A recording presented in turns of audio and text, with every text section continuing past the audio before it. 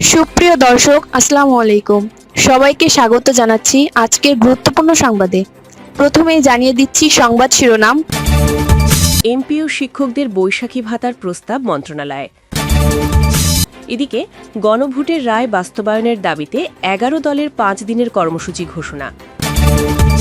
অপরদিকে ১ লাখ স্বাস্থ্যকর্মী নিয়োগের উদ্যোগ নেওয়া হচ্ছে বলে জানিয়েছেন স্বাস্থ্যমন্ত্রী।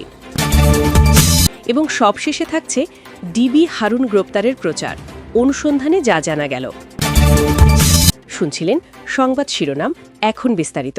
তার আগে ছোট্ট একটি আবেদন। যদি আপনি ন্যায় ও মানবতার পক্ষে থাকেন, লাইক দিন, কমেন্টসে লিখে জানান আপনার মতামত, আর সাবস্ক্রাইব করুন আমাদের চ্যানেলটি, কারণ আমরা বলি সেই কথা যা অনেক মিডিয়া আড়াল করে। এখন চলুন বিস্তারিত দেখা যাক। এমপিও শিক্ষকদের বৈশাখী ভাতার প্রস্তাব মন্ত্রণালয়ে।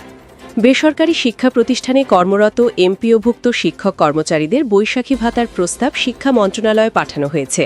মন্ত্রণালয়ের অনুমোদন সাপেক্ষে বৈশাখী ভাতা পাবেন তারা। সোমবার ৬ এপ্রিল মাধ্যমিক ও উচ্চশিক্ষা অধিদপ্তর থেকে এই সংক্রান্ত প্রস্তাব মন্ত্রণালয়ের বাজেট শাখায় পাঠানো হয়। মাউশির এক কর্মকর্তা জানিয়েছেন, ৩,৯০,২৩৯ জন শিক্ষক কর্মচারীর বৈশাখী ভাতার প্রস্তাব পাঠানো হয়েছে। এর মধ্যে স্কুলের ৩,০২,৬৯৩ জন শিক্ষক ও কলেজের ৮৭,৫৪৬ জন শিক্ষক কর্মচারী রয়েছেন। প্রচলিত নিয়ম অনুযায়ী প্রতি মাসে শিক্ষা প্রতিষ্ঠান প্রধানদের মাধ্যমে অনলাইনে বেতন ভাতার চাহিদাপত্র পাঠানো হয়। পরে মাউশি তা যাচাই বাছাই করে অর্থ মন্ত্রণালয়ের সঙ্গে সমন্বয়ের মাধ্যমে অর্থ ছাড় করে। বৈশাখী ভাতার ক্ষেত্রেও একই প্রক্রিয়া অনুসরণ করা হবে। শিক্ষা সংশ্লিষ্টরা মনে করছেন, এই প্রস্তাব অনুমোদিত হলে দীর্ঘদিনের একটি দাবি পূরণ হবে এবং উৎসবের আমোজে বাড়তি মাত্রা যোগ হবে। প্রসঙ্গত, এর আগে সরকারি কর্মচারীরা এই ভাতা পেলেও এমপিওভুক্ত শিক্ষকেরা এর বাইরে ছিলেন।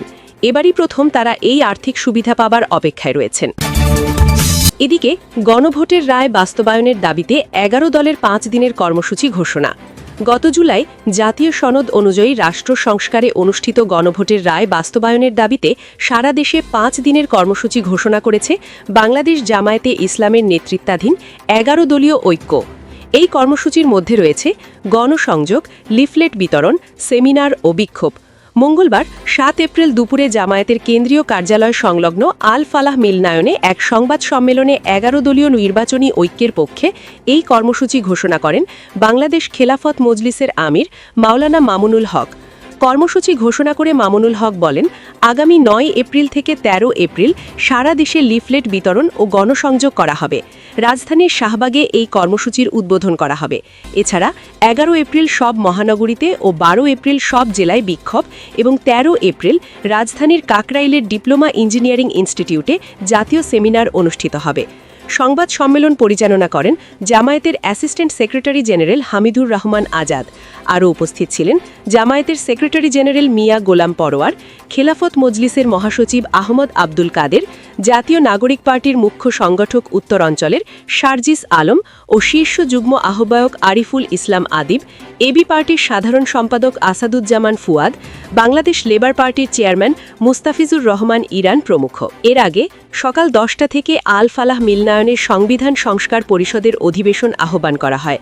বৈঠকে গণভোটের রায় বাস্তবায়ন ও জ্বালানি সংকট নিয়ে আলোচনা করে ১১ দলের শীর্ষ নেতারা। অপরদিকে ১ লাখ স্বাস্থ্যকর্মী নিয়োগের উদ্যোগ নেওয়া হচ্ছে বলে জানিয়েছেন স্বাস্থ্যমন্ত্রী। স্বাস্থ্য ও পরিবার কল্যাণমন্ত্রী সর্দার মোহাম্মদ সাখাওয়াত হোসেন জানিয়েছেন, বর্তমান সরকারের নির্বাচনী ইশতেহারের আলোকে ১ লাখ স্বাস্থ্যকর্মী নিয়োগের বিষয়ে প্রয়োজনীয় উদ্যোগ নেওয়া হচ্ছে। মঙ্গলবার সংসদের সরকারি দলের সদস্য ইকরামুল বারী টিপুর টেবিলে উপস্থাপিত তারকা চিহ্নিত প্রশ্নের জবাবে এ তথ্য জানান তিনি। মন্ত্রী আরও জানান, দেশের স্বাস্থ্যসেবার মান উন্নয়ন ও সেবা প্রদানের ধারাবাহিকতা বজায় রাখতে প্রয়োজনীয় জনবল নিশ্চিত করার লক্ষ্যে সরকার নিরলসভাবে কাজ করে যাচ্ছে। মন্ত্রী জানান, চলতি বছরের ২২ জানুয়ারি ৪৮তম বিসিএসের মাধ্যমে ২,৯৮৪ জন সহকারী সার্জন, ২৭৯ জন ডেন্টাল সার্জন এবং ৪৪তম বিসিএসের মাধ্যমে ৯৮ জন সহকারী সার্জন, এমবিবিএস এবং ২২ জন ডেন্টাল সার্জন নিয়োগ দেওয়া হয়েছে। এর আগে গত বছরের ১৮ ডিসেম্বর ২৭তম বিসিএসের মাধ্যমে ১৬২ জন সহকারী সার্জন, এমবিবিএস ডাক্তার নিয়োগ দেওয়া হয়েছে। ফেনী ২ নম্বর আসনের সরকারি দলের সদস্য জয়নাল আবেদিনের তারকা চিহ্নিত আরেক প্রশ্নের জবাবে মন্ত্রী জানান, স্বাস্থ্য ও পরিবার কল্যাণ মন্ত্রণালয় ২০২০-২১ থেকে এ যাবৎ করোনা ভাইরাস মৌসুমে মহামারী মোকাবেলায় সরকার কর্তৃক ভ্যাকসিন সহ করোনা সরঞ্জাম আমদানি ও কেনাকাটায় ৪,৬৪৫ কোটি ২২,২২৯৭ টাকা বরাদ্দ করা হয়। সেই বরাদ্দ থেকে ভ্যাকসিন ক্রয়ে ব্যয় হয়েছে ৪,৩৯৪ কোটি ৮,২৫,০০০ টাকা। সিরিঞ্জ ক্রয়ে ব্যয় হয়েছে ৩০ কোটি ৮৮,৮০,০০০ টাকা। ভ্যাকসিন এবং সিরিঞ্জ দেশের বিভিন্ন অঞ্চলে পৌঁছে দিতে পরিবহন ব্যয় হয়েছে ১৯ কোটি ৫৭,০৩,৩৫৪ টাকা। সিরিঞ্জ শিপিং চার্জ হিসেবে খরচ হয়েছে ৯৯,৯৮,৯৮০ টাকা।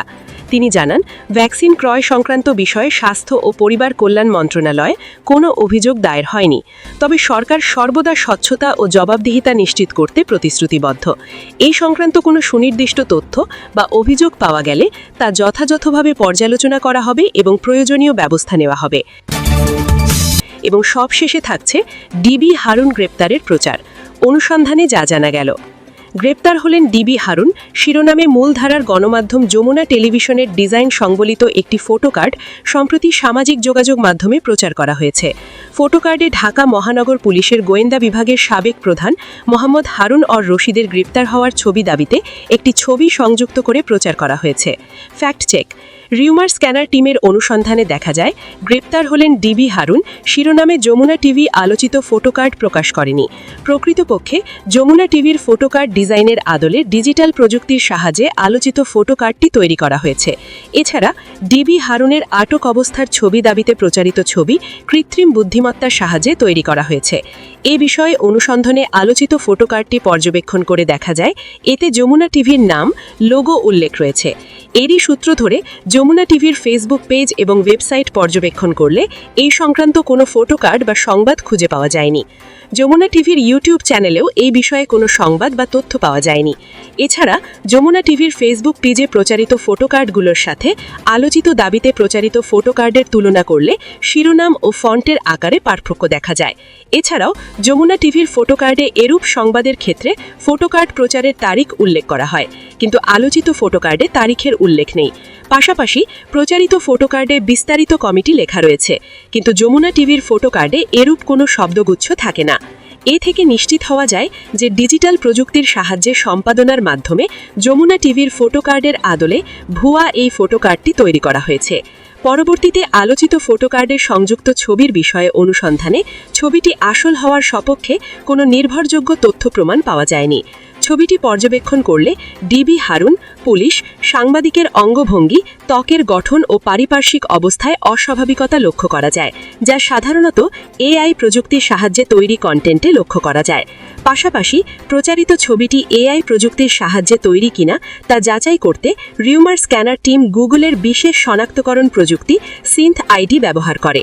গুগলের এই প্রযুক্তি এআই দিয়ে তৈরি ছবি, ভিডিও বা অডিওতে অদৃশ্য জলছাপ যুক্ত করে, যা খালি চোখে দেখা না গেলেও গুগলের নিজস্ব টুল দিয়ে শনাক্ত করা যায়। ছবিটি সিন্থ আইডি দিয়ে বিশ্লেষণ করে দেখা যায়, এই ছবিটির পুরো অংশ বা অনেকটা অংশই গুগল এআই ব্যবহার করে তৈরি বা এডিট করা হয়েছে। এছাড়া ছবিটি এআই শনাক্তকারী প্ল্যাটফর্ম হাইভ মডারেশন অনুযায়ী ছবিটি কৃত্রিম বুদ্ধিমত্তা দিয়ে তৈরি হওয়ার সম্ভাবনা প্রায় 100%। এই থেকে নিশ্চিত হওয়া যায় যে প্রচারিত ছবিটি আসল নয়, বরং এআই প্রযুক্তির সাহায্যে তৈরি করা হয়েছে। পাশাপাশি ডিবিএমপির গোয়েন্দা বিভাগের সাবেক প্রধান হারুনের সম্প্রতি গ্রেপ্তার হওয়ার দাবিতে কোনো নির্ভরযোগ্য তথ্য প্রমাণ পাওয়া যায়নি। সুতরাং গ্রেপ্তার হলেন ডিবি হারুন শিরোনামে যমুনা টিভির নামে প্রচারিত ফটোকার্ডটি ভুয়া।